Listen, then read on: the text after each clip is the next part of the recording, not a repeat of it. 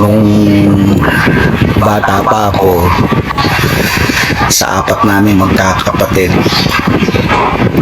sobrang hirap namin. Piliin mo yung 1/4 na bigas, pinagsasaluhan namin yan maghapon, pinagkakasya na namin yan. Pagdating sa pera,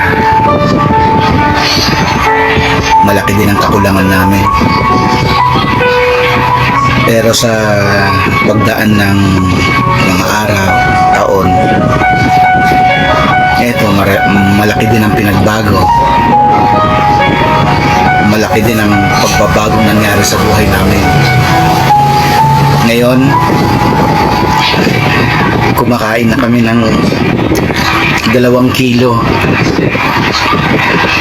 sa loob ng 1 buwan. Ayaw pa.